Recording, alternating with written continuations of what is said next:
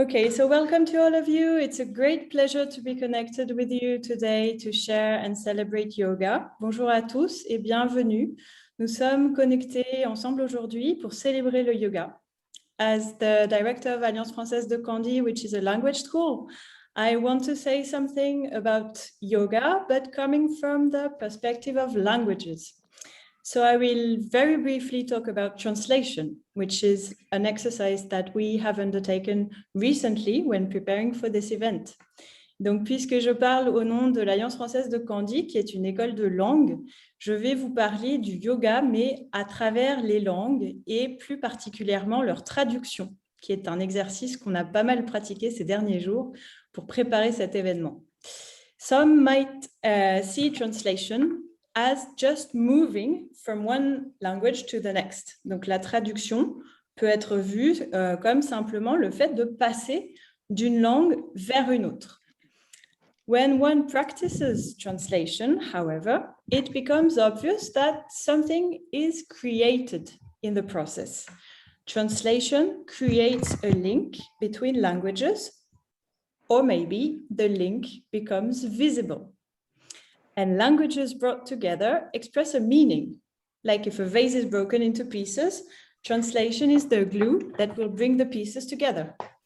Donc, quand on pratique la traduction, en fait, quand on est traducteur, on se rend compte que quelque chose se crée dans le processus. Il y a une transformation.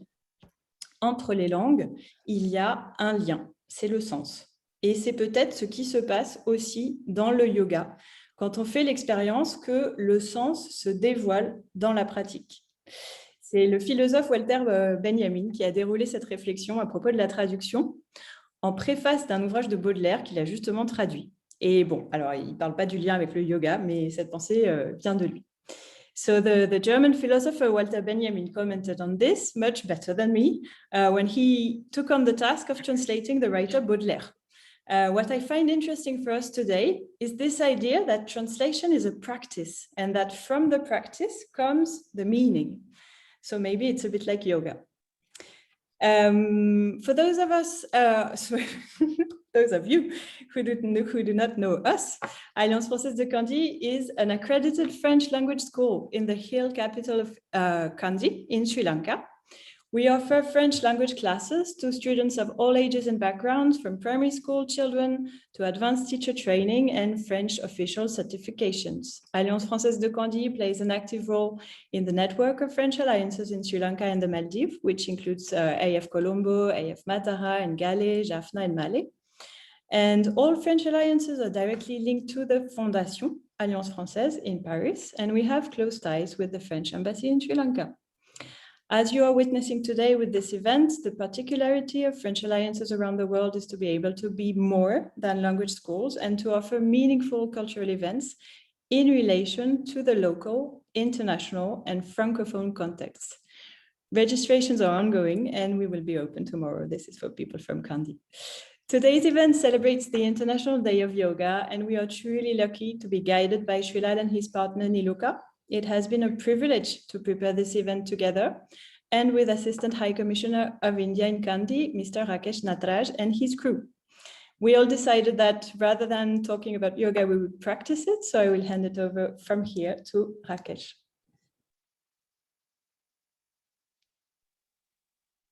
Thank you, Sarah, for bringing up this new perspective between yoga and languages. I'm sure a lot of us found it entertaining. Namaste, Aiban, Wanakam, bonjour à tous. It's a great pleasure that I welcome all of you on behalf of the Assistant High Commissioner of India to the 7th edition of the International Day of Yoga here in Kandy. There is no greater testimony to the international reach of yoga than this event itself, where we have participants not just from Sri Lanka, but also from India and France. It was in recognition of this international popularity of yoga that the United Nations in 2014 promulgated the 21st of June as the International Day of Yoga. And since then, more than 200 Indian diplomatic missions and posts have celebrated the International Day of Yoga across the world. In the West, yoga is predominantly seen as a kind of a physical activity. However, yoga was conceived and continues to be practiced in India as a form of maintaining physical and mental well-being. In fact, the root word yog in the ancient Indian language of Sanskrit means union, meaning the union of the body and the soul, as well as thought and action. In fact, yoga is a part of a larger system of traditional medicine in India. A lot of you in Sri Lanka may also be aware of this, which has a history of more than 3,000 years. Yoga, along with Ayurveda and other systems of traditional medicine, focus on the preventive aspect of medicine and the treatment of diseases rather than the curative aspect, as is common with Western systems of medicine. The World Health Organization, in fact, recognizes this important role played by traditional systems of medicine and especially yoga in the treatment of lifestyle-related diseases like diabetes, stress, obesity, and so on. All these dimensions of yoga find particular resonance in our tragic times, the difficult times of the COVID-19 pandemic, where people face prolonged periods of social isolation, as well as being at home under lockdowns of various kinds. The World Health Organization also recognizes that people are increasingly taking up yoga as a form of being physically and mentally fit during these times of isolation. Yoga also continues to play a noteworthy role in the recuperation and recovery of COVID-19 patients as they come out of isolation and quarantine. Recognizing these important benefits of yoga, this year's commemoration, the 7th edition, focuses on yoga for well-being, and well-being under the broad spectrum of not just physical well-being, but also of mental health. We have to focus on how the practice of yoga promotes the holistic health of each and every individual. For this event, I'd like to, of course, thank Alliance Française, Sarah and her team for partnering with us in organizing this event. And we look forward to an evening of yoga with you. Join us from home. Join with your family on this International Day of Yoga. Wishing you all a healthy, harmonious, and prosperous International Day of Yoga. Thank you. Thank you, Mrs. Sarah and Mr. Rakesh. Now I would like to welcome the founders of IBOM Yoga Center and the yoga instructors, Mr. Srilal and Ms. Nilu Kadil. Let me also introduce and welcome our French teacher, Ms. Ellie Dawson, who will be translating the introductory parts of the session and all the names of the main postures in French. Again, as a kindly reminder, I would like to kindly request all the participants to mute their mic to enjoy this session without any interruption. Thank you. So over to you, Srilal and Niluka and Ellie.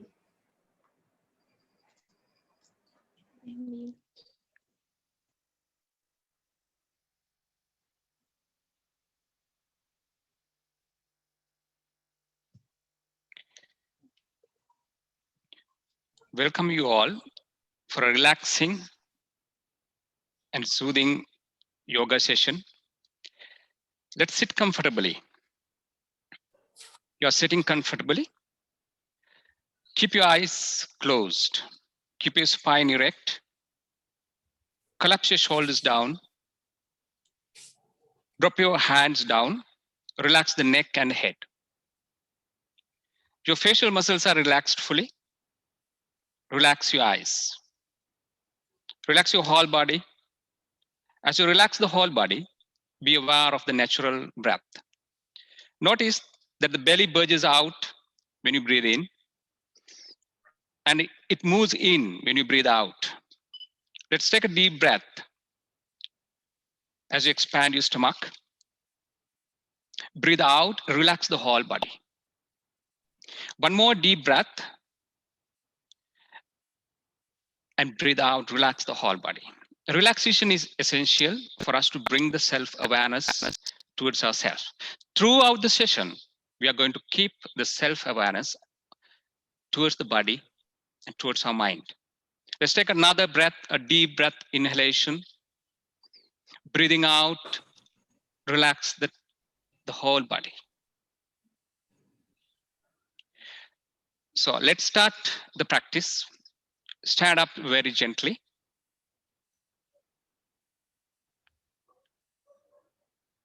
Keep your legs comfortably apart. Hands flowing down. Relax your whole body. Your eyes are open gently, looking forward. Let's take a deep breath. Breathe out and relax. Nous présentons maintenant la pratique du jour. Nous commençons avec la pratique de la respiration et de Chalana Kriya, la détente. Ensuite, nous ferons les asanas ou postures, puis le pranayama et la méditation. Les Chalana Kriya assouplissent les muscles et les articulations et préparent le système circulatoire pour mieux réaliser les asanas.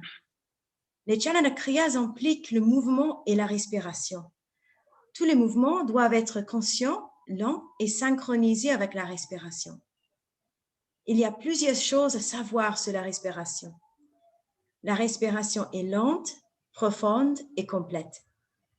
On commence toujours à respirer par le ventre en l'élargissant, puis on remonte dans la poitrine et vers le haut. La respiration est synchronisée avec les mouvements.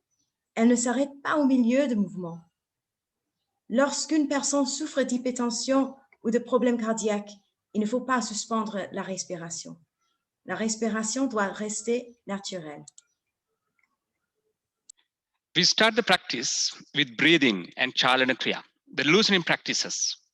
And we move into asanas, the yoga postures, kriyas, the purifications of the cavities of the certain part of the body, pranayama, vitalizing, enhancing the vital energy of the body, and meditation.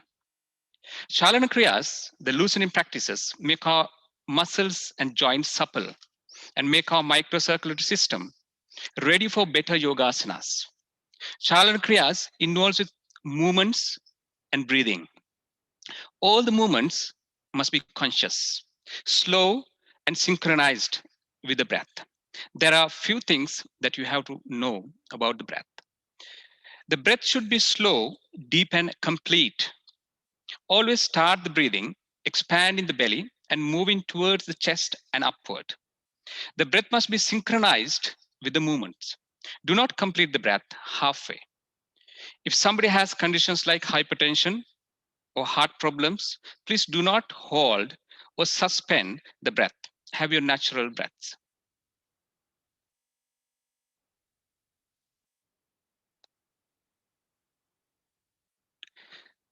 Next, the asanas.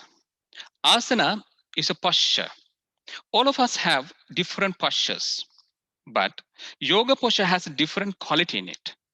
It should be steady but comfortable. If you have these qualities, you'll be able to stay in the asana for a longer period of time without any movement.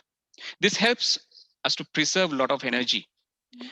Further, it will prepare our body to receive and enhance more energy. Do not be harsh when you practice asanas. There's no competition. Do all the asanas in your own capacity. Let's start the practice. Maintenant, les asanas. Un asana est une posture. Nous avons tous des postures différentes, mais la posture dans le yoga est d'une qualité différente. Elle doit être stable et confortable. Si vous êtes stable et confortable dans la posture, il est facile de rester dans la posture. Ainsi, on conserve l'énergie. En plus, on prépare notre corps à réactiver et à soutenir l'énergie. Soyez doux avec votre corps. Il n'y a pas de compétition. Faites les asanas selon votre capacité. Nous commençons maintenant avec la pratique. Levez-vous, s'il vous plaît, et détendez le corps. We are starting with the breathing and loosening practices. The first, breathing. Now, for breathing, we have to bring our whole awareness towards yourself first. Now, keep your eyes closed for a while. Bring the whole awareness towards yourself. Prepare yourself for breathing. Now, let's take the legs together. Comfortably together. Take the hands forward, interlace the fingers in front of you, and move the hands upward, palms facing upward. Rotate the palms facing upward. As you come to your toes, breathe in, inhale, stretch your body up. Breathe out, come back to your heels, relax your elbows. Breathe in, moving backward, 2. Breathe out, moving down. One more time, breathe in. Stretch your body up. Feel the stretch. Breathe out, flowing the heels down. Now release the interlaced hands. Now your hands are facing each other. Now we are moving to Hatsuttanasana and Utkatasana. Breathe in. As you breathe in, move your hands and the shoulders backward. Complete inhalation. Breathe out. Bend your knees. Move your body a little forward. Lean down your body a little forward without bending your back. Breathe in. Move your body upward and backward. Inhalation. Deep inhalation. Complete exhalation. Moving the body down. Number 2. Breathe in, moving upward and bend backward. Breathe out completely as you contract your body and moving up. Breathe in. Extend your hands up and come to the middle. Extend your hands up. Stretch your hands upward. Have a deep breath. Now, make your palms facing each other. Namaskara, prayer. Keep your eyes closed just for a while. Come back to your home. Be aware of the self. Be aware of your body. Your body is slightly vitalized now with the breath. Let's take a deep breath. Breathe out slowly. Open your eyes gently and move your hands in front of your chest. You are in Samasthiti. This is called Sthiti Prarthanasana. This itself has great benefits in yoga. Keep your eyes closed for a while. Be aware of the balance. Let's take a deep breath. Breathe out, open your eyes gently, and move your hands forward, palms facing each other. Now, breathe in, spread the hands apart as you expand your chest nicely. Breathe out, move the hands forward and bring it to your chest. Breathe in, spread your hands apart. Breathe out, forward.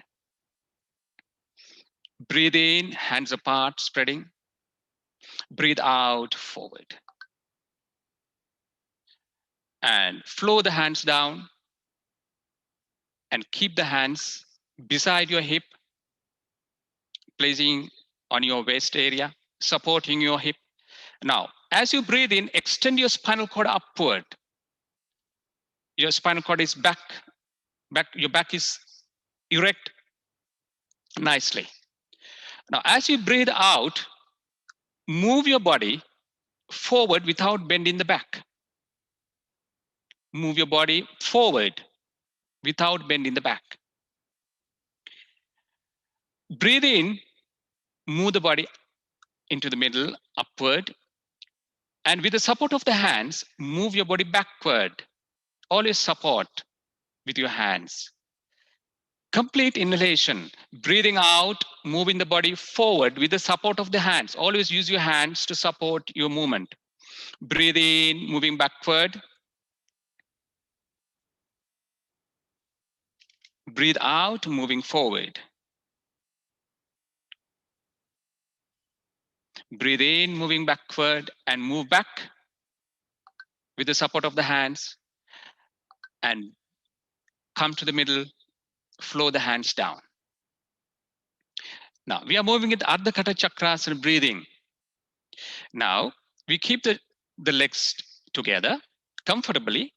As you breathe in, lift your left hand up from the sideways, palms facing down, and rotate the palms upward. Move the hands upward.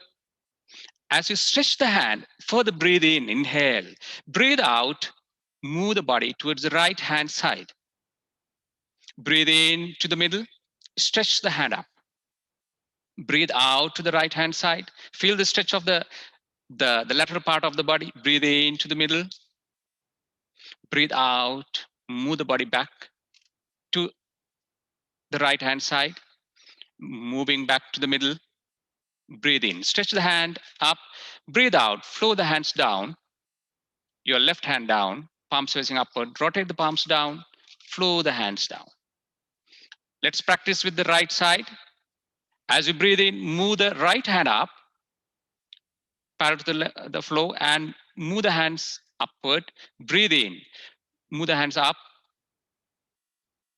breathe in. Stretch the right hand up, breathe out, move your body laterally towards the left hand side.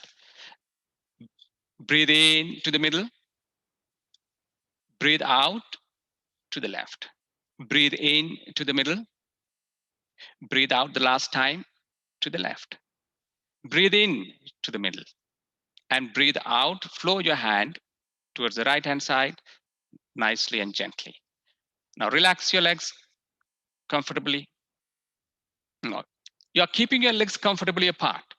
Always have the self-awareness. Be aware of yourself. Do not have unnecessary movements. You don't move your body without consciousness. Let's take a deep breath. Breathing out, relax. Now let's move the hands from your front, palms facing downward. Now we are moving with the knee bending. Let's take a deep breath. Breathe out, bend your knees. Your thighs and the legs, thighs and the hands parallel to the ground. Breathe in, come up. Breathe out, moving down. Your thighs and the hands are parallel to the ground. Breathe in, come up. Breathe out, moving down. The last time. Be there for a while. Breathe in, lift yourself upward. Flow the hands down slowly. Relax your shoulders. Relax your body. The next practice is loosening kriya. The loosening practice, Chalana Kriya. We are moving with our toes, all the joints of the body. Let's start with the toes. Let's bring the left leg forward, the left leg, and spread the toes apart as you breathe in. Always we are moving with the inhalation, exhalation, deep inhalation.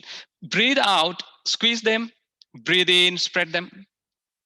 Breathe out, squeeze, breathe in, spread, breathe out, squeeze. Now we are moving the ankles. As you move the ankles forward, inhale, exhale as you move the ankles backward. Inhale forward, exhale backward. Inhale forward, exhale backward. And now let's keep the left leg down. Let's take the right leg forward. Spread the toes apart as you inhale. Exhale, squeeze them. Inhale, exhale, squeeze them. Inhale, spread, exhale. Now, let's move the ankles. Breathe in, forward, breathe out, backward. Inhale, forward, exhale, backward. Last time, inhale, forward, exhale, backward. Let's keep the right leg down. Now, let's lift the left leg up and hold your knees, hold from your thighs firmly, very firmly. And we are going to move the knees, you move the ankles forward without any jerky movement. No jerky movement in here. Breathe in, extend your foot forward, breathe out, relax it. Breathe in forward, breathe out, moving backward.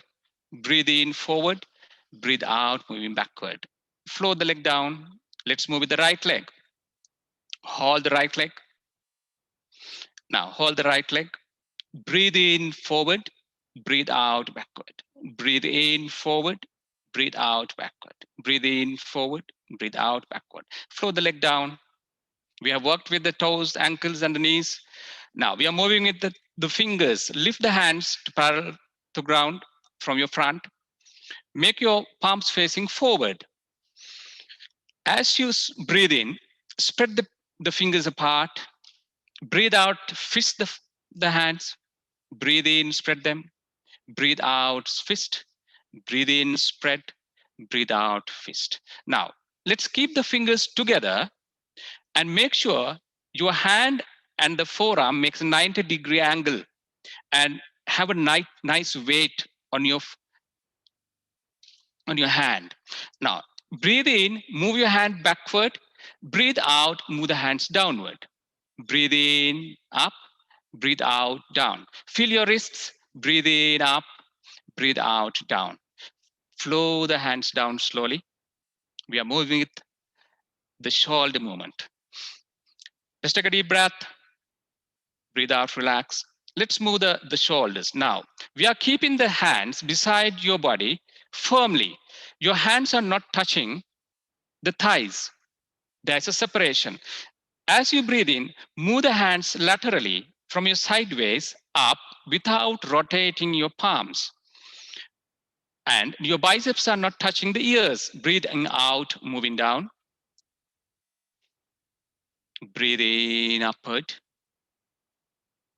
Deep inhalation and complete exhalation. One more time. Deep inhalation and complete exhalation as you move the hands down. And relax your body. Keep your legs apart, palms, your hands flowing down. Relax your shoulders. Relax your whole body. Keep your eyes closed. Be aware of the self. Be aware of your body.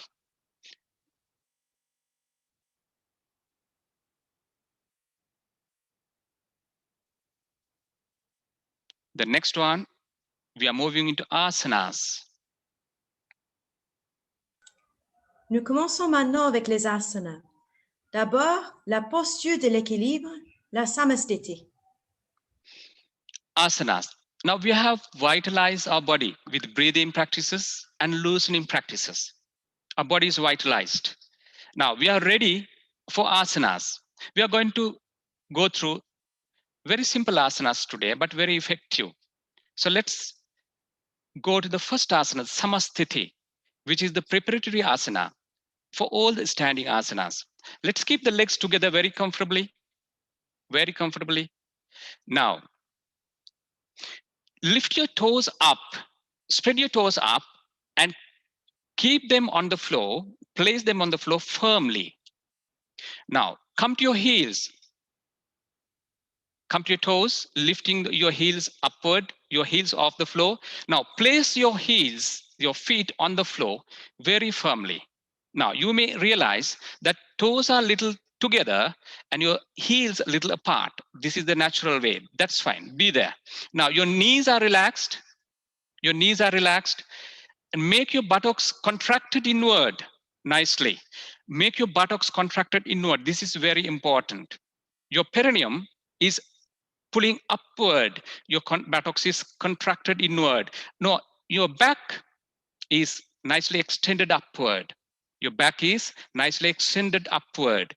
Roll your shoulders back. Keep your hands firmly flowing down. Look forward. Your neck is back and erect. Be alert. Close your eyes now. Feel the balance. Feel your balance. This asana has its own benefits. It will correct your posture. It will correct your balance. Watch your breath. At the same time, watch your balance. Always be aware of the body. Let's take a deep breath. Breathe out, relax. The next asana is Vrikshasana, tree pose. Nous ferons maintenant la posture de l'arbre, la Vrikshasana. Vrikshasana is the tree pose. In case of knee or hip injury, or if you are suffering from insomnia, please avoid the practice of Vrikshasana. Let's start the practice with your left leg. Let's move. You can open your eyes and move the left toes towards the left-hand side and lift the leg, lift your foot upward, and with the support of the left hand, place it on the right thigh, the side of the right thigh, in the highest position near your genitals. If it is not possible, you can keep the foot somewhere in between, maybe just near your ankle, or maybe just below your knee, or maybe just above your knee. Do not place the foot on your ankle, on your knees. Do not place it on your knee. So always we are placing the ankle the highest possible on the side of the thigh, and keep your leg 180 degrees angled towards the left hand side. Now, let's lift the hands from your sideways. Palms parallel, palms down, parallel to the ground. And focus at a one point in front of you. Have the balance. And rotate the palms upward. Breathe in, move the hands up. Now, keep the palms together in Namaskara. Be aware of your body. Be aware of the balance. Vrikshasana, always strengthen your hip muscles. And it will strengthen your muscle coordination, the brain coordination. It will improve your focus. Let's take a deep breath. Breathing out, move the hands from your sideways and move the hands down. And with the support of the left hand, release the left leg. And let's keep the legs together. Let's move with the other side. Now, we are moving the right toes towards the right hand side. And with the support of the right hand, we are lifting the right foot and placing it the highest place on the side of the left thigh and keeping your right knee 180 degrees angle towards the right. And now lifting the hands from your sideways, palms facing down. Focus at a one point in front of you and balance your asana. Rotate the palms upward, breathe in, move the hands up. Now palms facing forward, facing together. Focusing at one point, have your natural breath there. Experience your balance. Let's take a deep breath. Inhale, exhale, move the hand from your sideways, rotate the palms down, move the hands down. With the support of the right hand, move the right leg down. Relax your legs, legs apart, flow the hands down, watch your breath, keep your eyes closed for a while. The next asana is Malasana. Before Malasana, we are moving to Virabhadrasana 2. The next asana is Virabhadrasana 2. Nous ferons maintenant la posture du guerrier, la Virabhadrasana. Virabhadrasana is the warrior posture. If you have hip or knee injury, please avoid this practice. For this practice, you have to come in yourself to the left corner of your mat. You have to move yourself to the left corner of the mat. And let's be in Samasthiti, the alert posture, equal standing posture, being ready for the asana. Look forward and be ready for the asana. Let's take a deep breath. Breathing out, extend your right leg towards your right hand side, 2.5 feet or 3 feet apart, according to your height, according to your comfort. Now, let's move the right toes towards the right hand side. And let's move the hands parallel to the ground, palms facing downward. Make sure your left hip is not moving forward. The left hip is in the same place as it was. Now, let's take a deep breath. As you breathe out, bend your right knee to 90-degree angle without moving your left hip forward. And you are looking at now over your right hand, above your right hand, far away. You are not looking at the right hand. Have your natural breath. Be there in the asana, like a warrior. Inhalation and exhalation naturally, but always keep your breath complete, deep and slow. Just take a deep breath. Breathing out, flowing the hands down and release your knee and moving your head forward. Now, move the right toes forward. Let's work with the left side, the other side. Let's move the left toes towards the left side. Now, your right hip is not moving forward. It is there. As you breathe in, move your hands parallel to the ground, palms facing downward. Let's take a deep breath.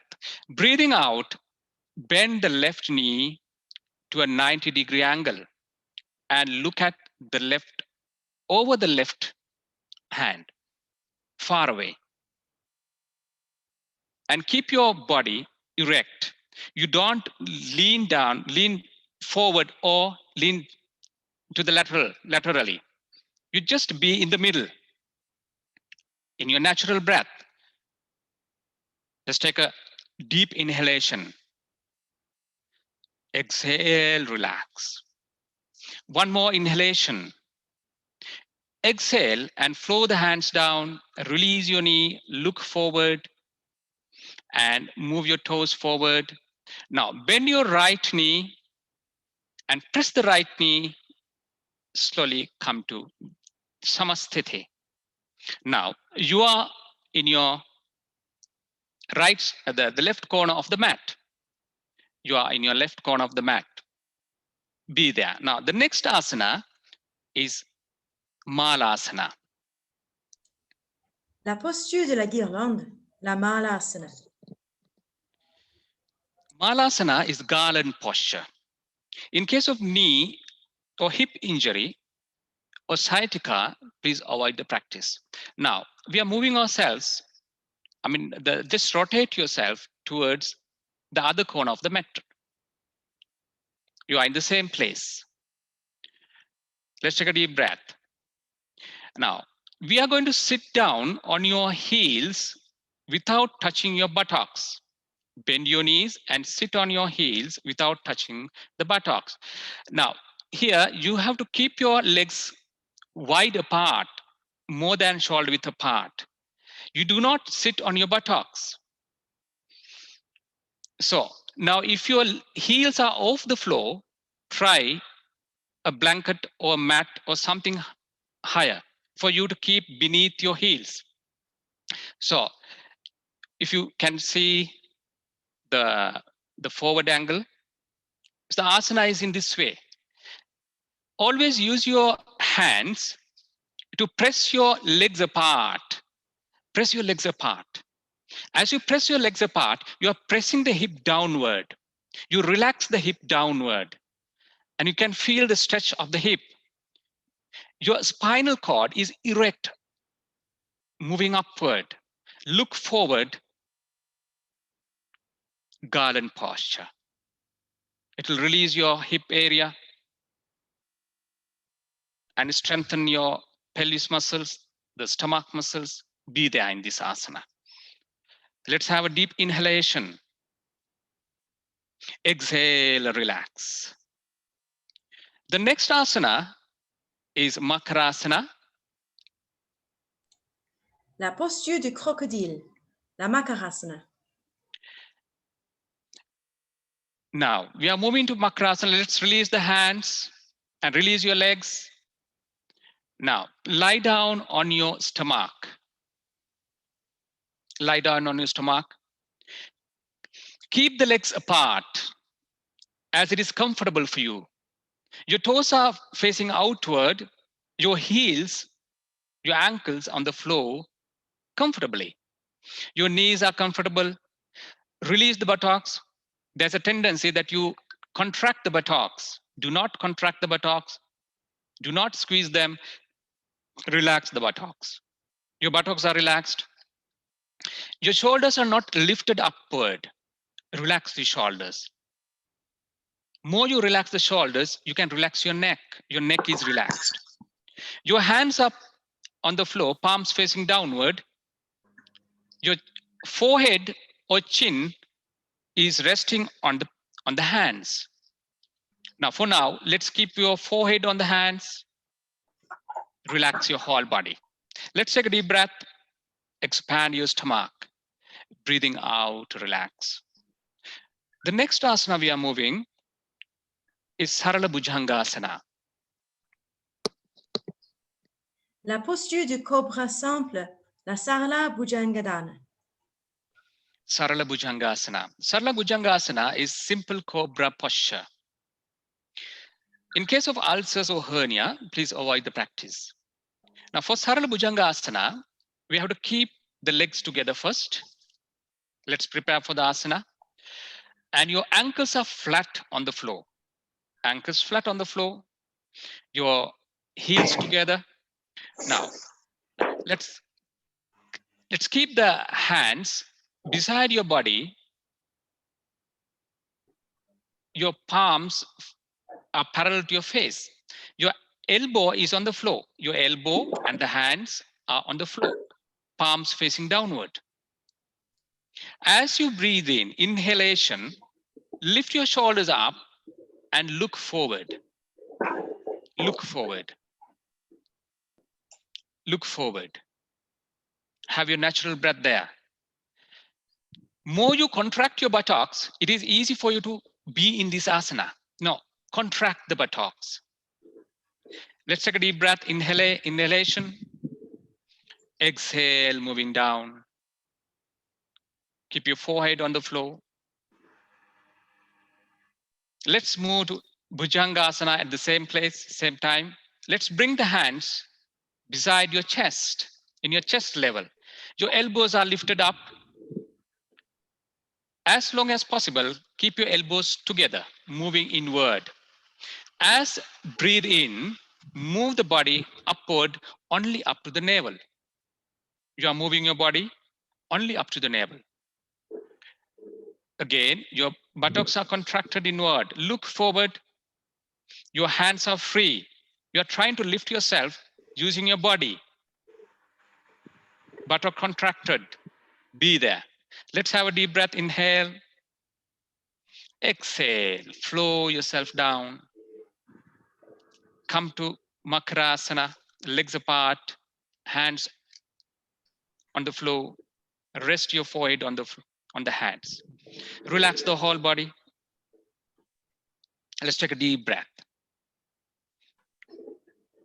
In exhale, relax. The next asana is Shalabhasana.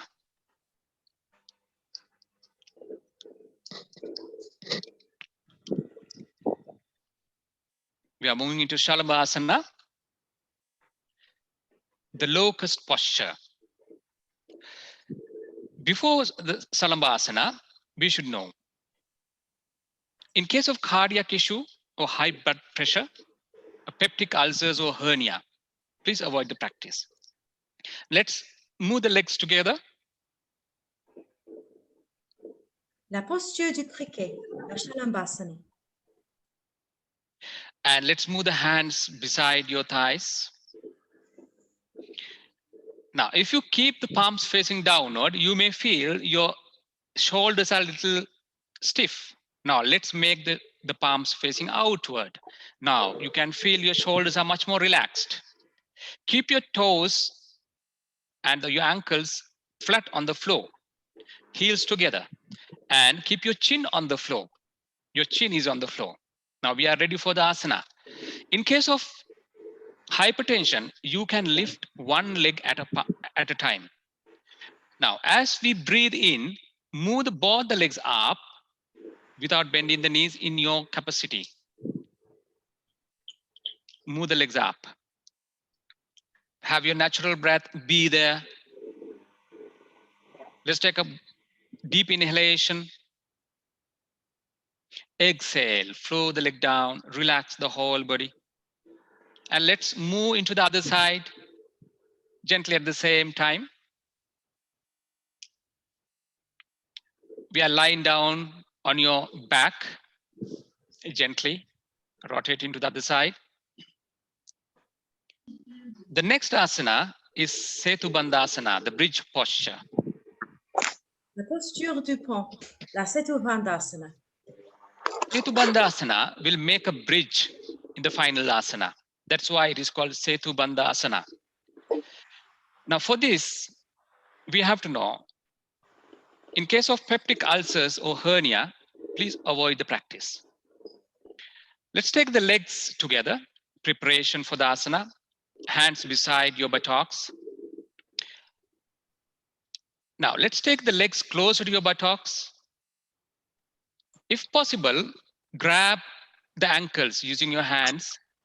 If it is not possible, you can keep the hands, palms facing downward beside.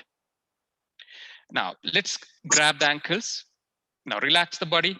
Now as breathe in, inhalation, move your hip upward without lifting your shoulders. Make sure your shoulders are on the floor nicely. Your neck and the shoulder are on the floor. Be there in your natural breath. Feel the stretch of the lower back, of the hip area. As much as possible, make your knees together. Move your knees inward. Then the effect of the asana is much more. Let's take a deep inhalation. Inhale. Exhale. Flow the hip down slowly and release your legs.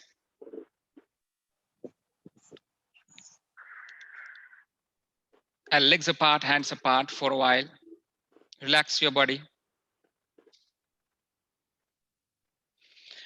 The next asana is Uttana Padasana, the raised leg posture. La posture des pieds levés, la Uttana Padasana. In case of hypertension, raise one leg at a time. Otherwise, you can raise both the legs. We are going to raise the legs 30-degree angle. Let's prepare for the asana. Legs together now. Move your legs together.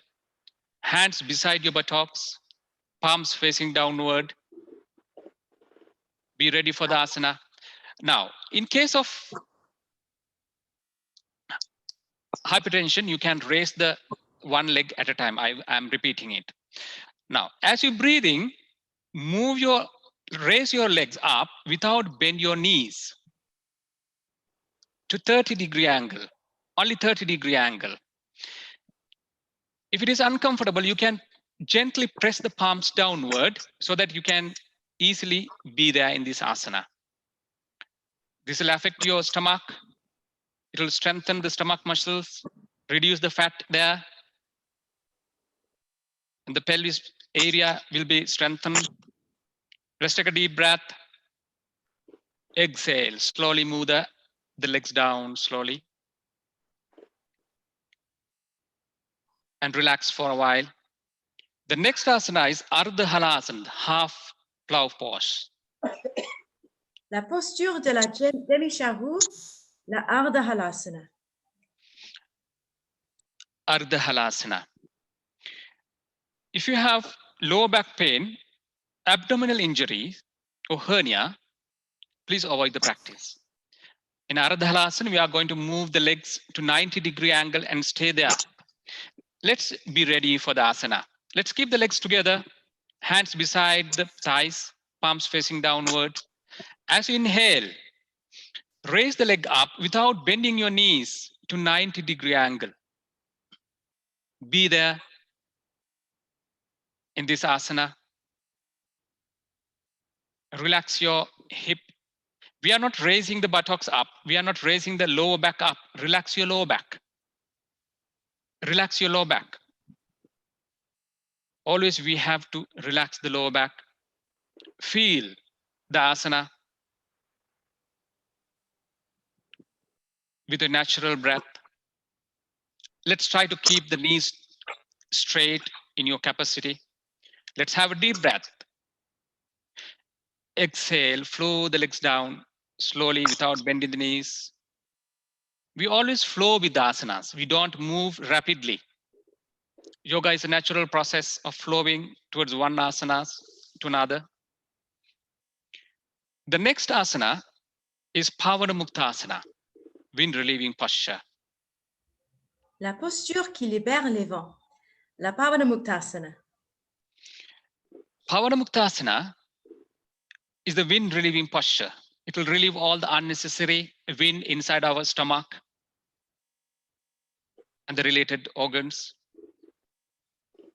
Let's move with the practice. Before we move with the practice, in case of severe back pain, especially lower back pain, abdominal injuries, or hernia, or if you have sciatica, please avoid the practice. Let's keep the legs together, preparing for the asana. Hands beside the thighs, palms facing downward. As you breathe in, raise both the legs up without bending the knees. And bend your knees and grab the knees from your hands, interlace your fingers, and be there. Just be there for a while without any strain. Feel your lower back, relax your lower back. If you feel like you can't press the knees downward, let's take a deep breath. Otherwise, you can be here. Let's take a deep breath. As you exhale, move the knees towards your chest in your own capacity. Do not be harsh with yourself. Always be gentle. If it is possible, hug your knees. Hug your knees and be there in the asanas with your natural breath. With your natural breath, be there.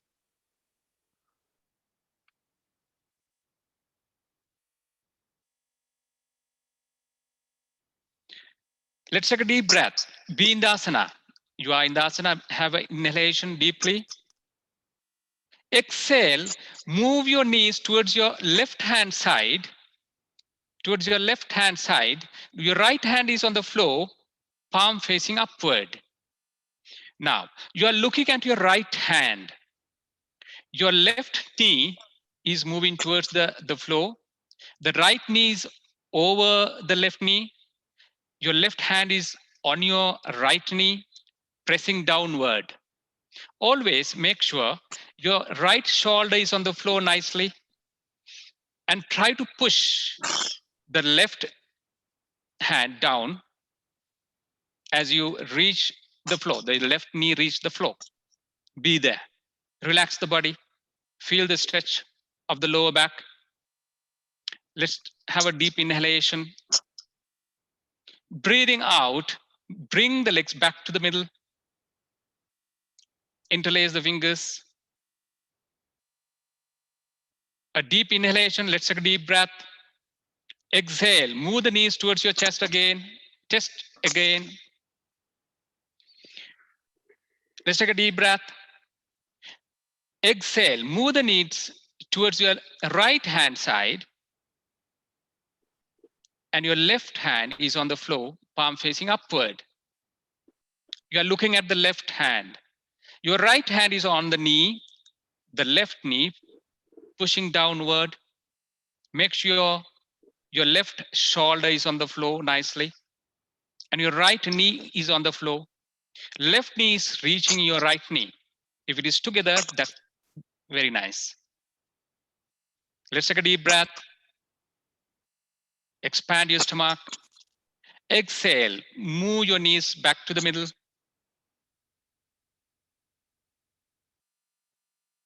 Let's have a deep breath. Inhalation.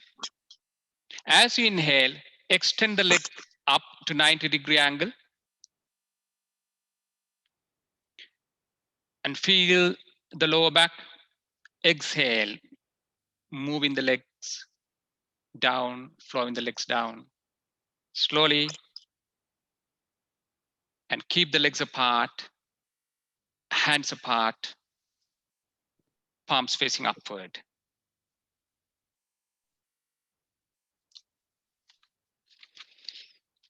Your whole body is relaxed. Relax your shoulders. Relax your hip muscles. Now we are in Shavasana, dead body posture. La posture du cadavre, la Shavasana. Les mains écartées largement, confortablement, les paumes vers le haut, détendez les épaules. Les jambes sont largement ouvertes, détendez les hanches. Shavasana. Shava means dead body. Asana is the posture. In a dead body posture, we have to be like a dead body. So you don't move your body and you don't think. A dead body doesn't think. Your whole body is relaxed. As much as possible, spread your legs apart, but comfortably. Your legs are comfortably apart. As you keep the legs comfortably apart, your hip is relaxed. Do not squeeze your buttocks. You keep your hands apart widely, but comfortably. As you keep your hands wide apart, palms facing upward, your shoulders are relaxed fully. Your shoulders are not lifted upward. Be aware of the shoulders. If it is lifted, drop it. Flow the shoulders down. Your breath is natural. Relax your neck. Your neck is totally relaxed. More you relax your head, more you drop your head down, you can relax your neck. Otherwise, you can't relax your neck.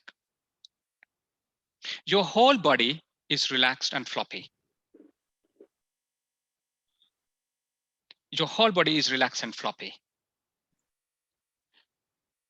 Our total attention awareness is towards your big toes and the other toes of both the legs. Relax the toes of both the legs. Your toes are relaxed fully.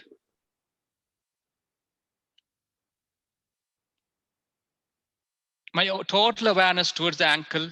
My ankles are relaxed. I relax my calf muscles. My calf muscles are relaxed fully. I relax my knees. My knees are relaxed fully. I relax my thighs. Both the thighs are relaxed fully. I relax my pelvis area, the hip bone, all the pelvis muscles, the buttocks. I relax my pelvis organs totally. Both the legs and the hip are relaxed fully. I relax my stomach. My stomach is relaxed fully. I relax my lower back. I relax my chest. My chest is relaxed. I relax my upper back. My upper back is relaxed fully. My neck is relaxed. I don't lift my head up. My both hands, including my fingers, the elbows, the shoulders are relaxed fully. My face is relaxed. My cheek muscles, my chin, my nostrils, my forehead, totally relaxed. As you relax your face, move into your eyes, relax the eyes inside. Maybe you squeeze your eyes still because you have been working throughout the whole day. Now still you are squeezing your eyes. Relax them. Relax your eyes. Lubricate the eyes inside. As you relax the whole body, your body is balanced. As you relax the mind, your mind is balanced. In a balanced state of body and the mind, now you can feel any movement of the body. Your breath is moving. Be aware of the breath. The only movement of the body is the stomach. Your stomach is moving up and down as you breathe. Be aware of the breath. Be aware of the movement of the belly. Your total awareness is towards your belly. Your whole body is relaxed and floppy. My whole body is relaxed and floppy.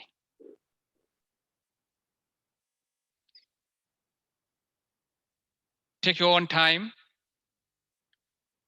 Raise your right hand, raise your right hand over your head and place it on the floor gently. Always try to keep your eyes closed. You don't have to see, just follow the instructions.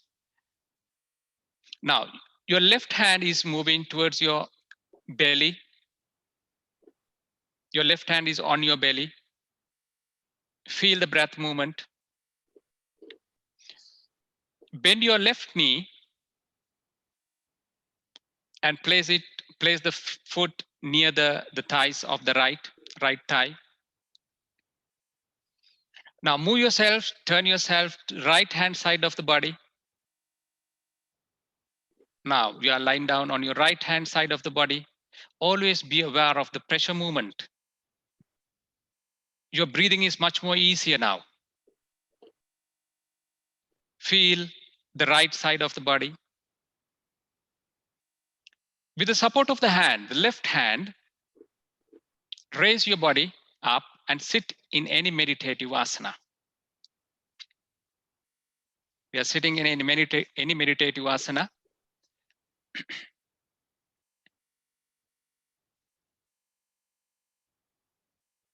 Let's take a deep inhalation. Exhale and relax. We are moving into Kapala Dhauti. The next practice, the Kriya, the purification practices. Dans le yoga, un kriya, c'est la purification du corps. Now with the loosening practices and the asanas, we have preserved a lot of energy. We have prepared our body to raise more energy.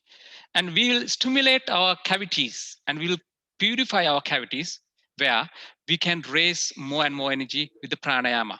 So kriyas will prepare our body to receive more energy, and it will purify and stimulate the cavities of the frontal lobe. So we are going to do a couple of kriyas today, the purification practices. The first one, Kapala Dhauti.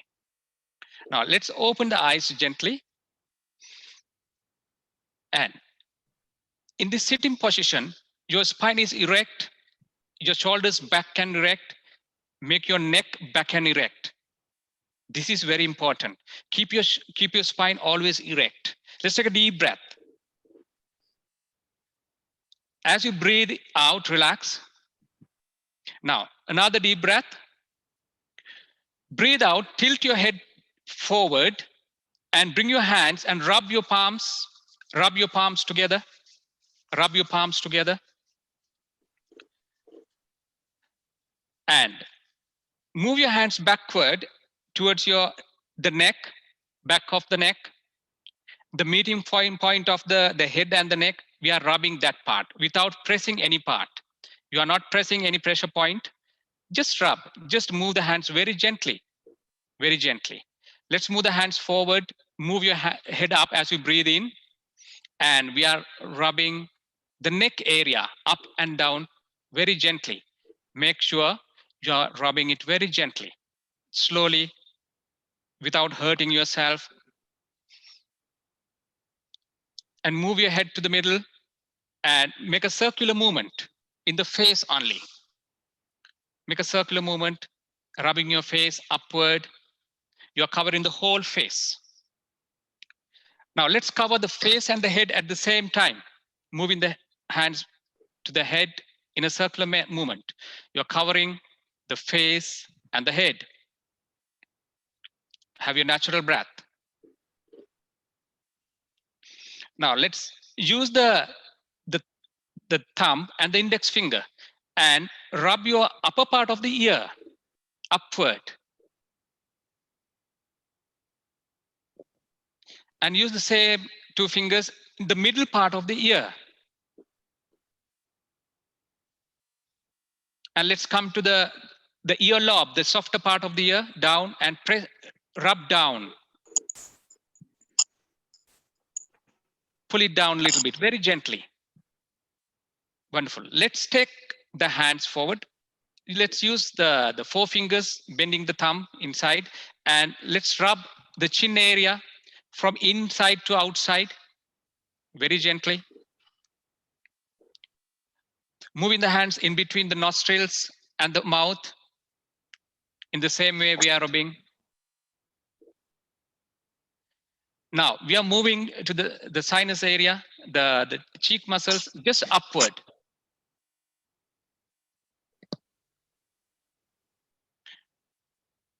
And we are moving the hands to the forehead. Start from the left corner and rub it away to the right. Very gently, very gently. And use your two fingers, the index finger and the middle finger, and press your temple of the head beside your skull, the temple of the head. And as you press it, move in a circular movement in a clockwise direction. Press and clockwise direction as you breathe in, very slowly. Inhalation. Deep breathe in, very slowly as you move your fingers. Now breathe out counterclockwise, the other way around. Moving the fingers. Wonderful. Let's take the index finger now, only the index finger, and let's start with the notch of the the nose, the starting point of the nose, the beginning notch, and press it there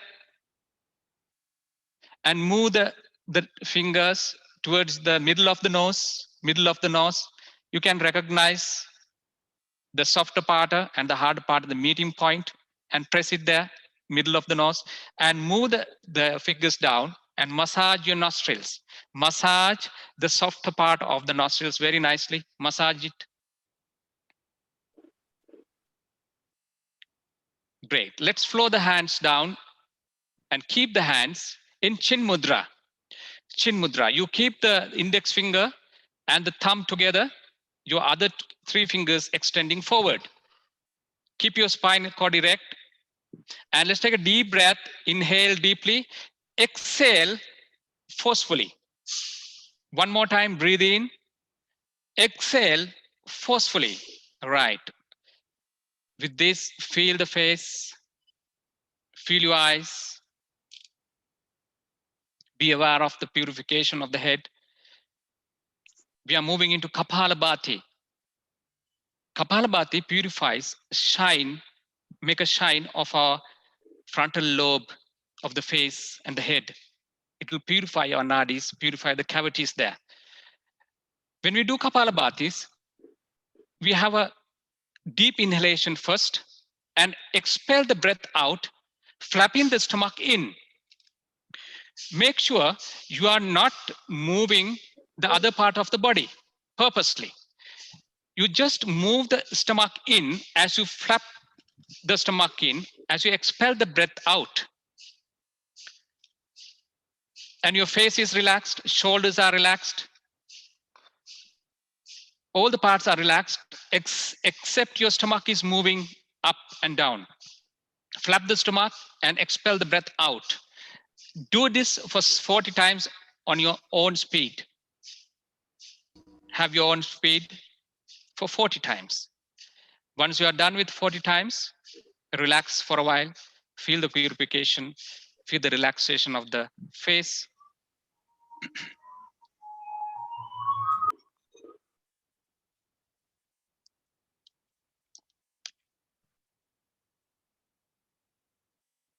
We are moving with another round.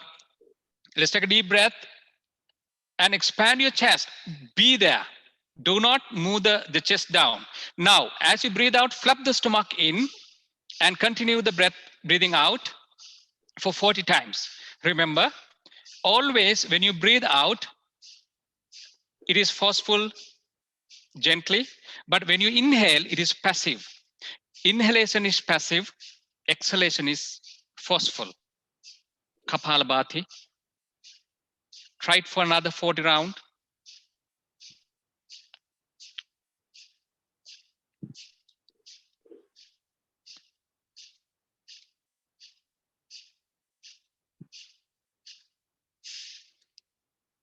Feel the resonance, feel the clarity, the shining nature of your forehead, the shining face. You can feel that very gentle tingling sensation throughout your face, the forehead. Let's take a deep breath. Exhale, relax the body. Next, we are moving into pranayama. Pranayama is the one we practice to extend the vital energy. Les asanas préparent notre corps à préserver l'énergie et augmentent l'énergie vitale. Comment augmenter l'énergie vitale? C'est le rôle clé du pranayama. Le prana, c'est l'énergie vitale. Yama signifie expansion. À travers le pranayama, nous élargissons notre capacité respiratoire, nous régularisons et calmons la respiration. Ainsi, on augmente le prana dans notre corps. As explained, asana prepare our body to preserve energy and to enhance vital energy. How we can enhance vital energy? This is where pranayama does a major role. Prana means vital energy. Yama means expansion. Through pranayama, we extend our breathing capacity, regularize and slow down the breath. This will enhance the prana level of the body. So with this in mind, let's practice 2 pranayama today. First, Nadi Shodhana. Nadi Shodhana, the alternative nostril breathing. We use always the right hand. You can open your eyes and see. We always use the right hand to close the left and right nostrils. So we are applying Nasika Mudra or Vishnu Mudra. We are bending the middle finger and the index finger and all the other fingers extending. Your pinky, small finger and the ring finger is extended. Your thumb is relaxed. Now you're always using your thumb to close your right nostril. You always use your pinky finger or the ring finger to close the left nostril. Remember, when you close the right or left nostril, you close it nicely, firmly, but without straining. Always be gentle, but close it fully. Now, how we practice this? We always start from the left nostril, close in the right nostril.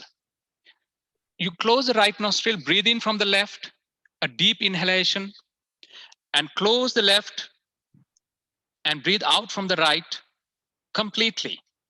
Now breathe in from the right deeply, breathe out from the left as you close the right nostril completely. Now this makes 1 circle. Let's do only 3 circles for today. And it is better if you practice 9 circles, 9 times, 9 circles.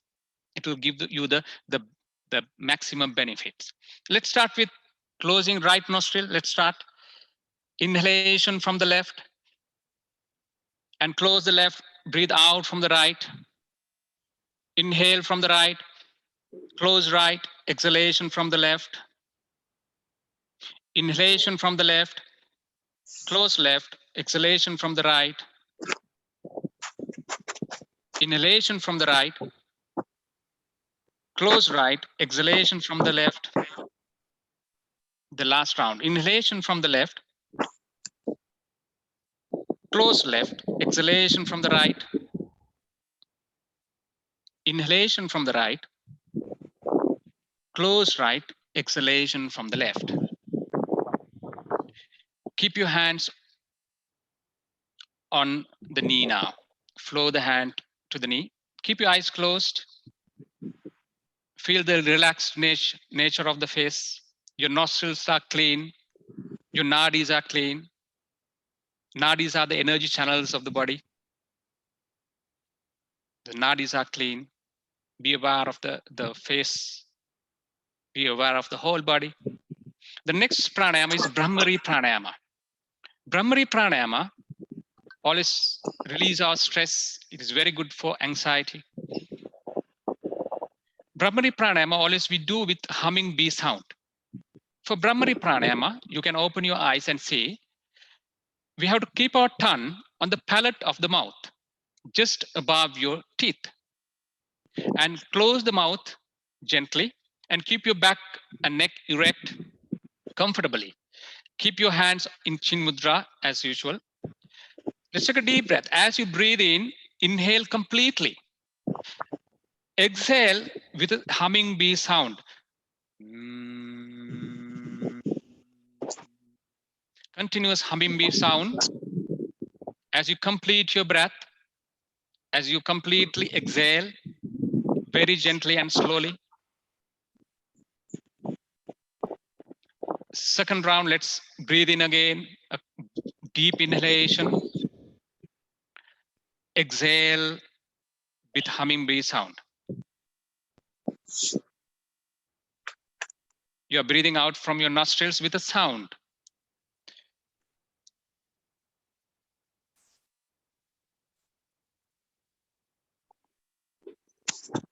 One more round. Breathe in, inhale. Exhale with humming bee sound.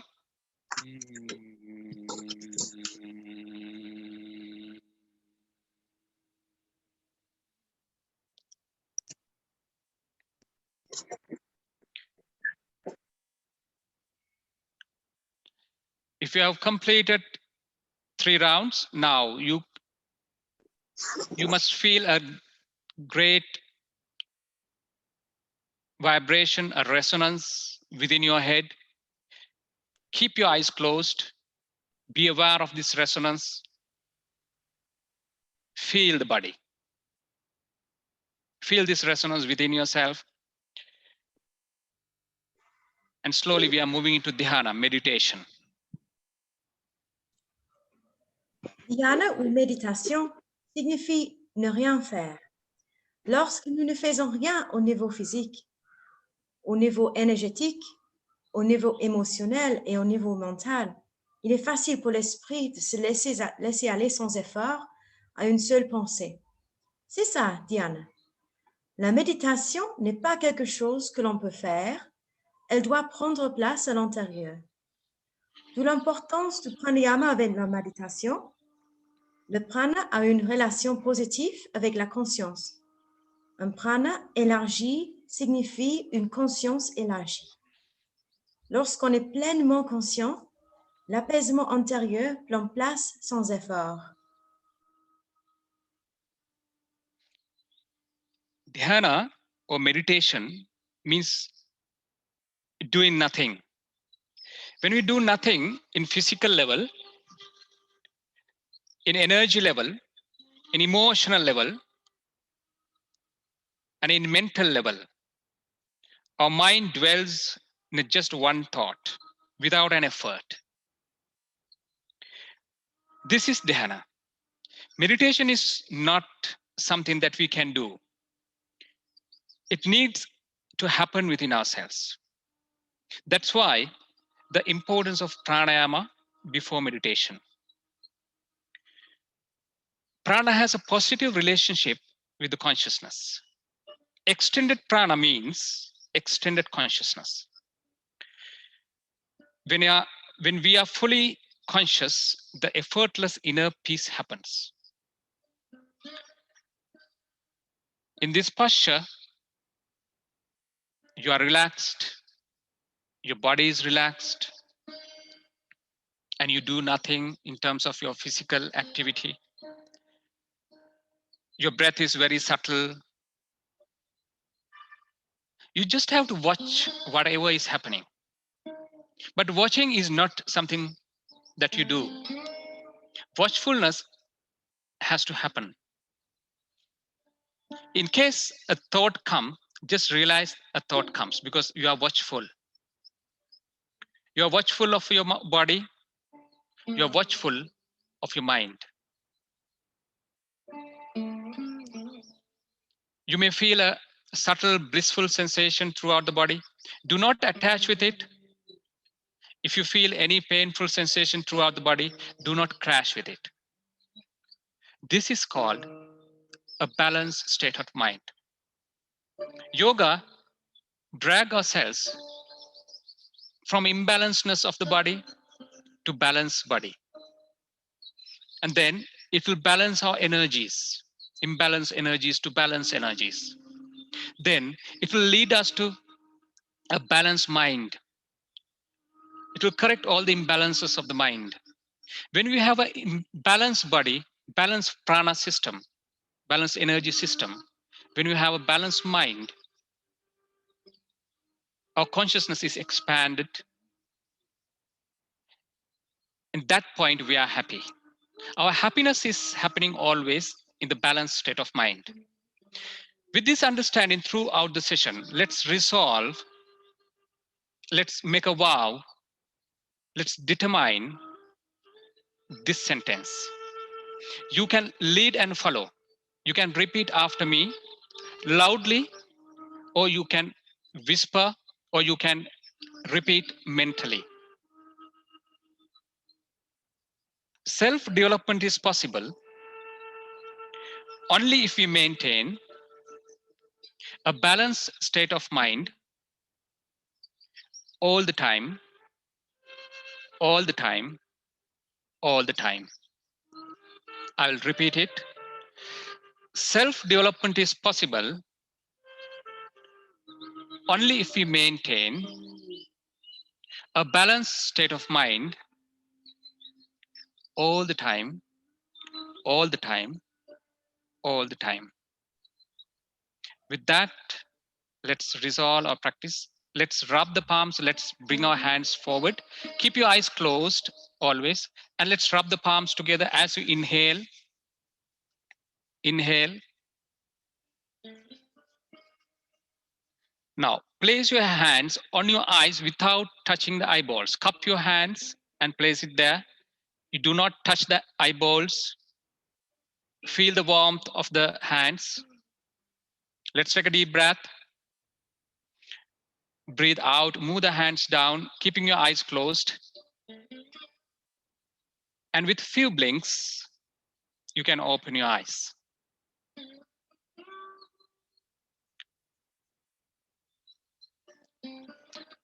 Thank you. I will hand it over to Ivana.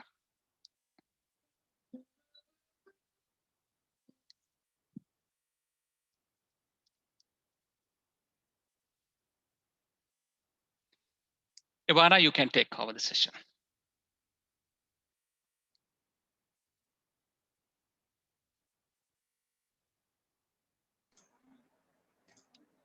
Thank you, Mr. Srilal, and thank you, Ms. Niluka and Ellie. It was a great yoga and meditation session. We are right on time, and we thought that some of you might have some questions. So this is the opportunity. You can ask some of your questions to yoga instructors. So we will now move on to a little Q&A session.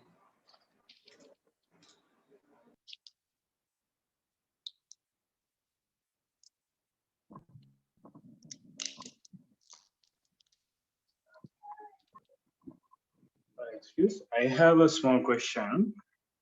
What can you tell us about yogic diet?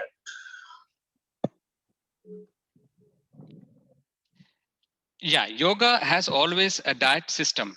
It is called Yukta Ahara. Yogic diet, before we talk about yogic diet, I will not take a longer time. Before we talk about yogic diet, yoga has described everything in this world in 3 gunas, qualities. These 3 gunas are Rajasic, Tamasic, and Sattvic.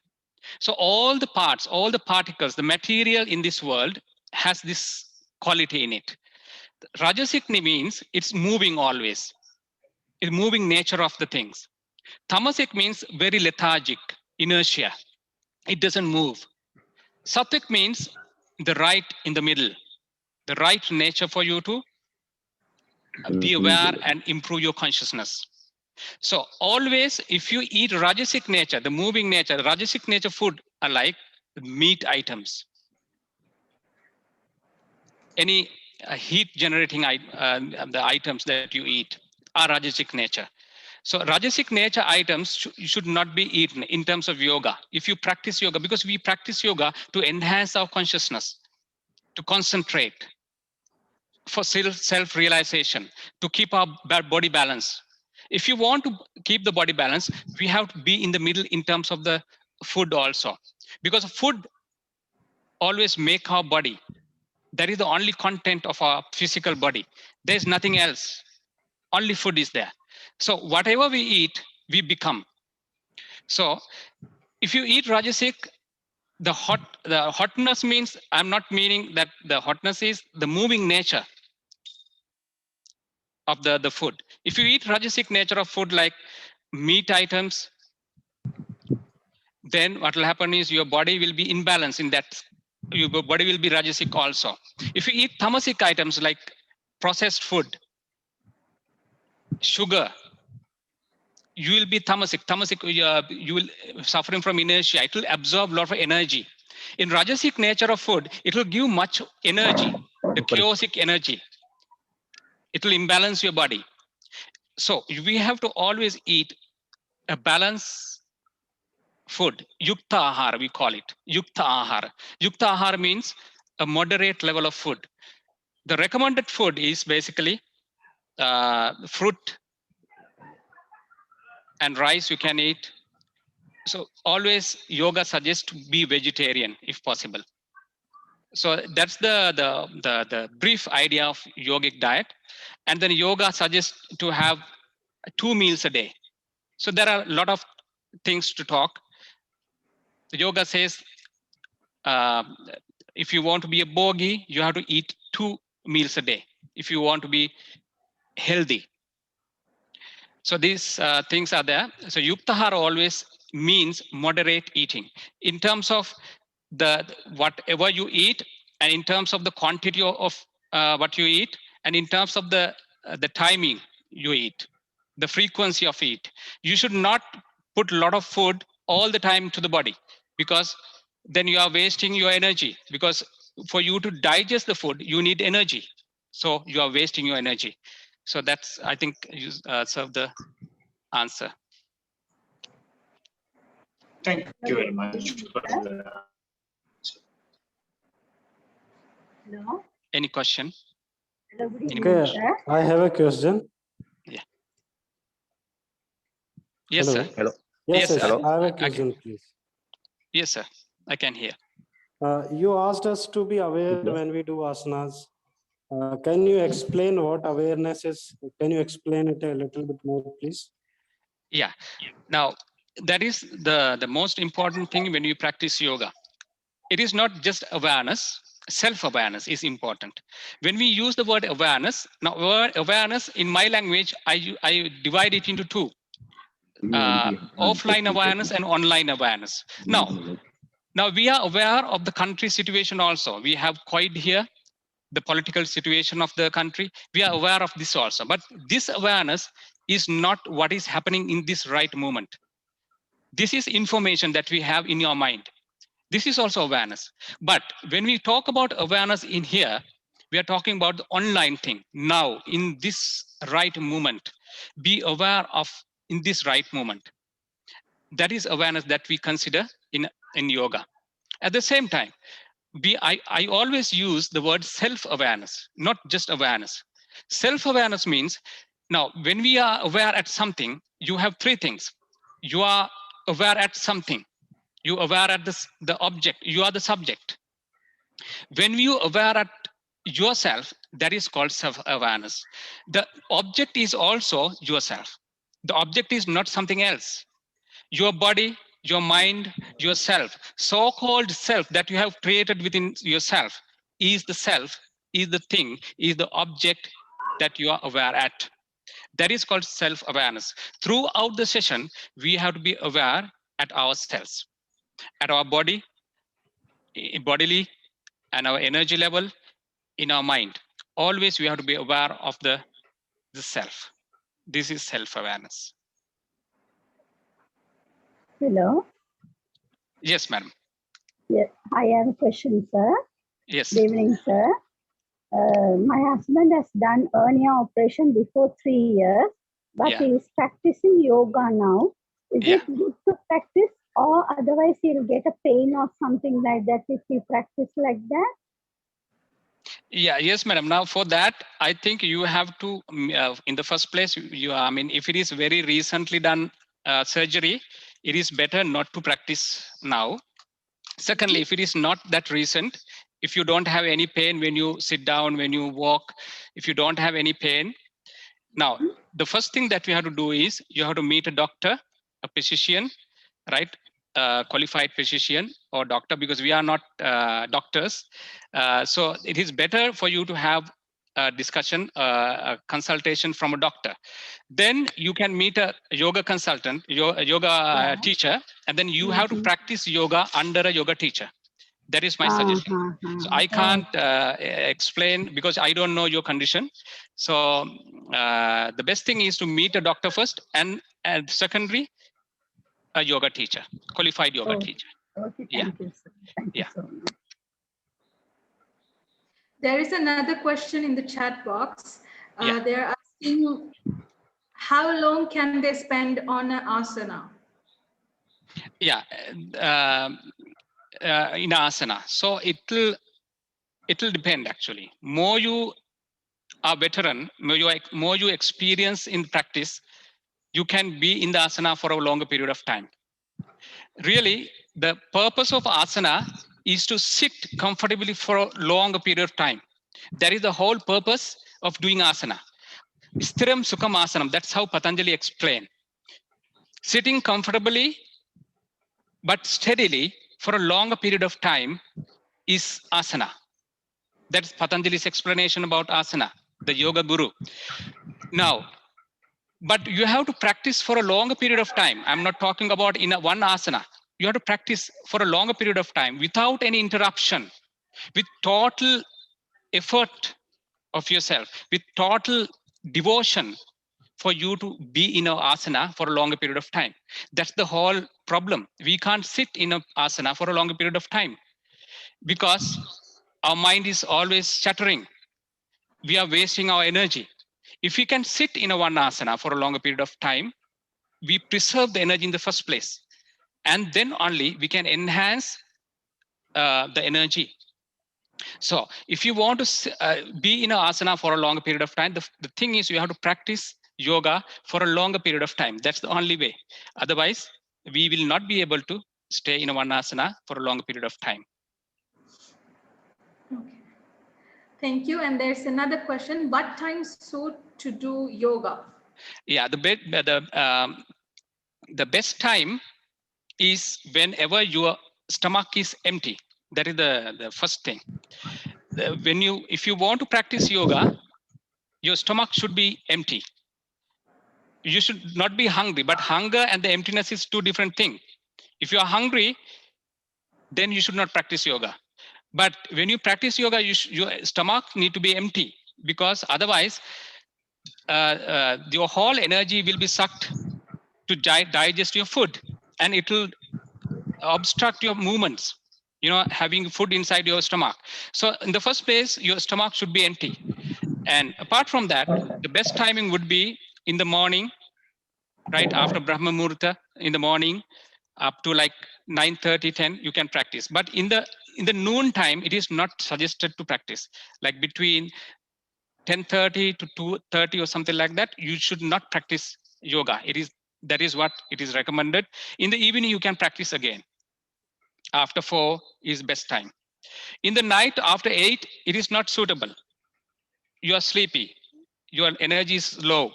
Then it is suitable for you to practice some other yoga, like meditation, some pranayama, not the postures. But for postures, better time is in the morning and in the afternoon, especially in the evening. That is the answer, I think. Hello. You agree with that? Yeah. I'm French and I'm in Paris, and I would like to thank you, the Alliance Française of Gandhi, and you. Yeah, thank you. Thank you.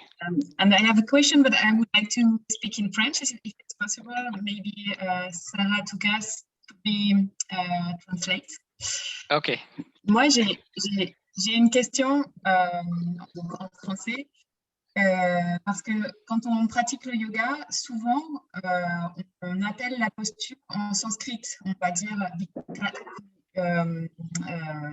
Tadasana, et on pratique toujours en appelant la posture en sanskrit, qui permet de pouvoir pratiquer partout dans le monde, que ce soit en France ou au Sri Lanka ou en Inde, même ailleurs. Je voudrais savoir pourquoi est-ce qu'on appelle toujours la posture en sanskrit avant de faire la posture dans l'asana. Ouais. All right, so I've heard you saying that when we practice yoga in France or anywhere in the world, the posture is called out in Sanskrit. And she says that this allows to practice it internationally, and it's really nice. This is what was done here today. And she wants to know why. Why is this, why are postures called out in Sanskrit? That is the question. Why? Sorry, Sarah, I'm sorry. I'm also a little confused with the question. Can you come back? What is called out means? Can you explain calling that part? Calling would mean like saying the name of the posture right before, okay. Now I get it. Okay, before we practice the asana, yes. Yeah. Okay. Yeah, that is necessary for beginners, right? In the first place. Because we have to mention the name of the asana because they have to learn the name of the asana in the first place for beginners. Once you are good at asanas, then you use the name of the asana just to flow into that asana. In the first place, for beginners, we always have to explain the name of the asana and the benefit of the asana and then how you are going into the asana and everything. Then thereafter, it is because it is recorded in your mind. This is my idea, right? And then it is recorded in your mind, and then it is easy for you to move into the asana because you have a name for the asana. And then you name it the moment the teacher utter the name of the asana, you can move into the asana without any doubt, right? You don't have to see the teacher whether he's doing something. And when you have the name to asana, when you called out it, then the student, the practitioner knows I have to move into this asana. Then it is easier. Otherwise, if just for example, assume that there is no name to the asana, and then you don't mention the name of the asana, what will happen? All the time the instructor has to instruct how to go to the asana, and you have to extend your hand, extend your legs. There should be a name to the asana, and then the moment you utter the name of the asana, and the practitioner can go into the asana. But in the beginning, we have to explain how to go and how to come back, right? Then, but then again, when you are able to practice alone, there's one point comes that you should not have an instructor, right? You can practice alone. Then there's no point of uttering the word of the name. You don't, when you practice alone, you don't say I'm halasana and vrukshasana. You don't repeat to yourself. You just practice it. But when you practice under an instructor in front of you, it is always useful to have the name of the asana. And the name of the asanas are coming with reasons also. And with these reasons, it will harbor in our mind that this is the asana. For example, Ardha Matsyendrasana. Ardha Matsyendrasana is coming from Matsyendranath, who is the founder of yoga, Hatha Yoga, right? And Ardha Matsyendrasana is the favorite asana of this master. So whenever we do this asana, we recall it again and again. And there are a lot of benefits when you have the asana names and with that. I think that served the answer. Or maybe any clarification more?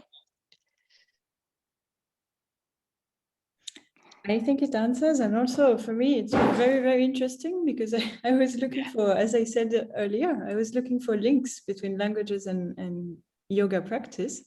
Yeah. And this makes the link very clear. What you are saying implies that the posture is contained in the name.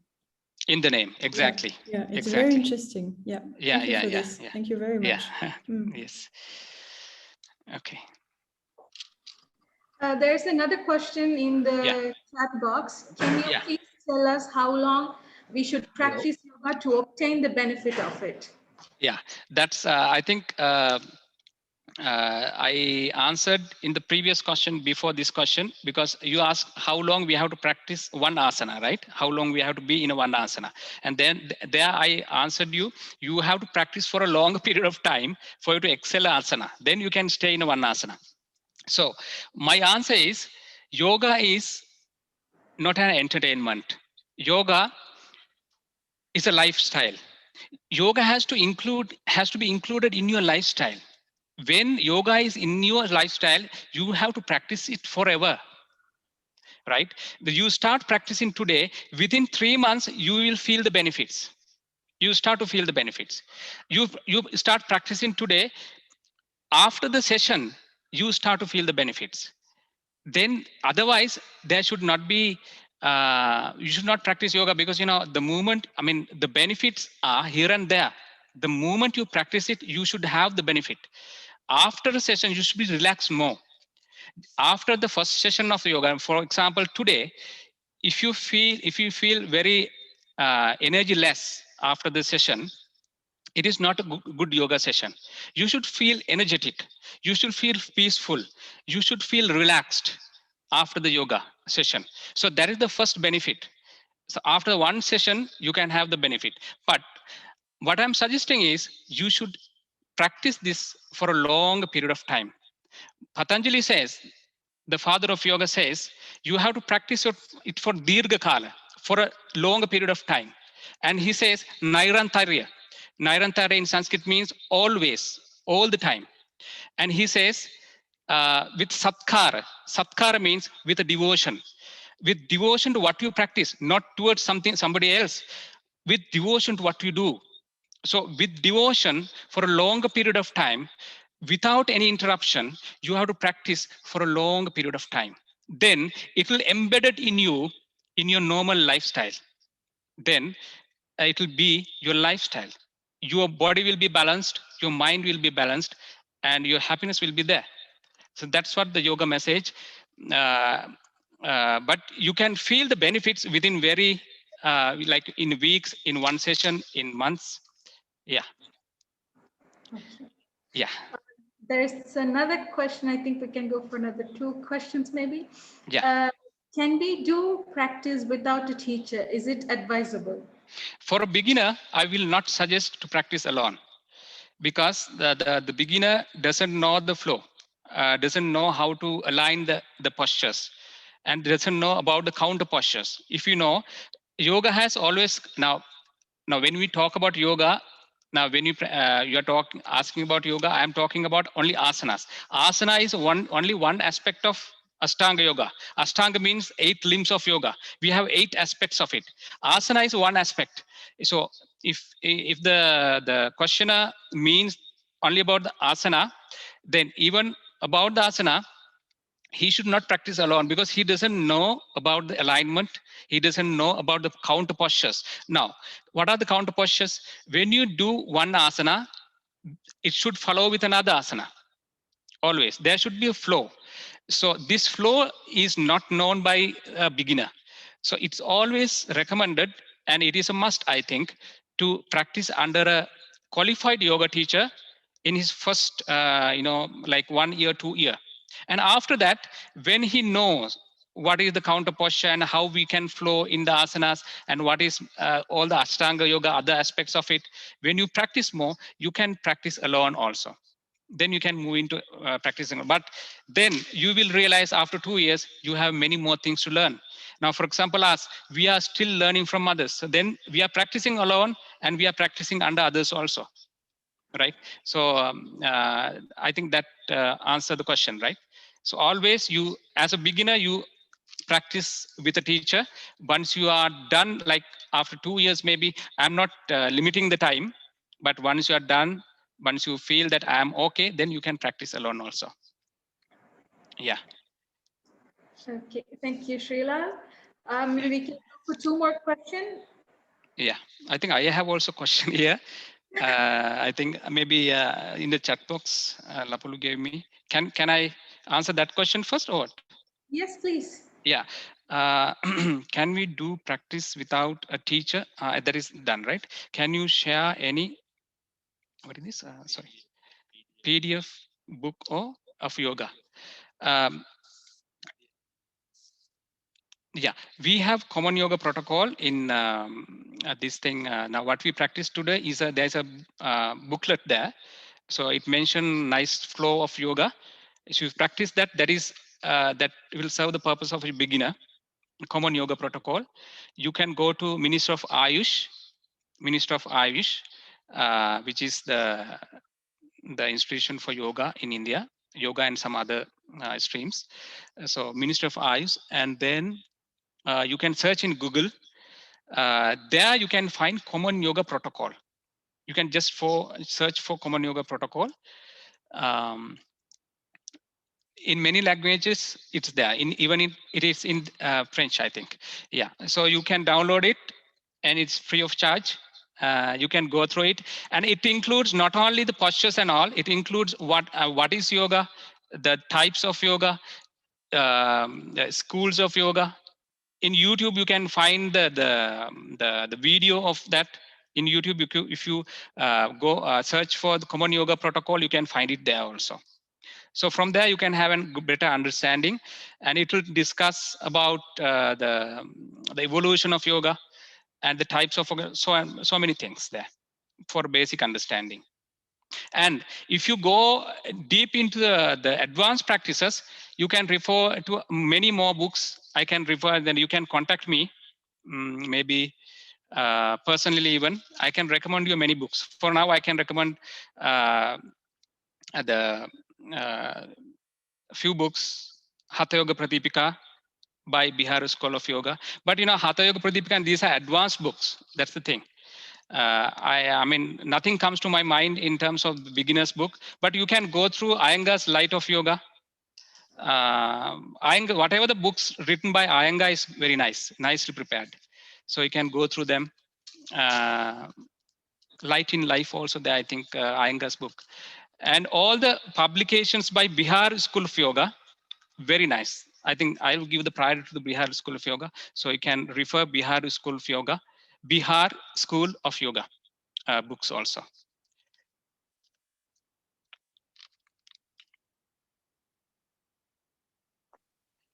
Excuse me, sir. Can I want to know, please? Hatha Yoga Pradipika explaining Sinhala book no the Sri Lanka?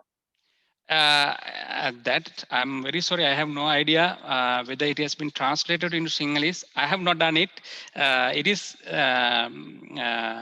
I'm sorry for that. Maybe I will look for it. Maybe you can contact within few days. I can see whether there are any books in Sinhalese. Yeah. So but in English, I will recommend the Bihar School of Yoga Hatha Yoga Pradipika. That is the best book I have read. Right. And then there's another question here. Is there any yoga courses conducted by Assistant High Commission of India, Kandy? Even I am expecting for that. I am waiting for that to teach there. Then I'm very happy if they have, but for the moment they don't have. Maybe in the future they will have. That's the answer. Yeah. And then I can share with you my number also. If you want for you to note down, you can contact me in case of any further questions about yoga or related things, meditation. My number is 0760 879 770. 0760 879 770. And +94 is the country code. Sorry for that. +94 is the country code. Yeah. Any question? Any further question? I don't have anything here, I think. Can we go for more?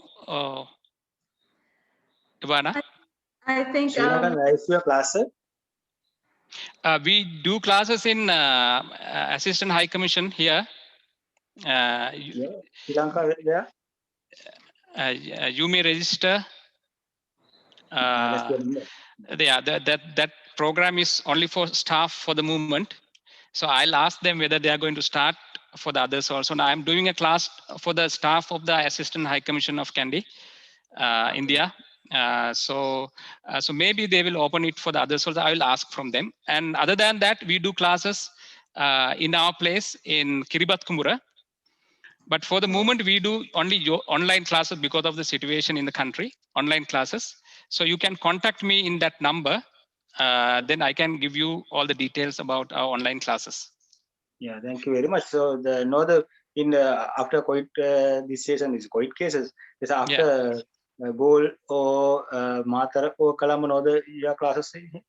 I'm sorry, we don't do classes there. We do classes only in Kandy area, but after COVID, we may start a class in Colombo also. I need to think about Goal actually. Let's see. Your helping instructor know the here Goal or Matara, best qualified instructor. That also I have to see. Nothing comes to my mind. I will see. Please contact me if possible. You have my number, right? Okay, thank you. Okay. Contact me. I will help you. Okay, thank you very much. So excuse me, sir. I am from Kandy region. Yeah. So I want to know whether you are going to start any new classes in Kent region so that I can join the classes. You said that you are doing classes at Kiribathkumba, right? Yes. So which is very close by to me. So I want to know that are you going to start any new classes for, I mean, yoga classes so that I can join? The moment the country situation is clear, we are going to start the class in Kiribathkumbura. Yeah. For the moment, we have online classes. You can join anytime in online class, because online classes are for actually for basic practitioners only. Because online it is difficult for us to do advanced things. So it is it is very basic. You can join with us in online classes. Please contact me in my number, and then I can give you all the details.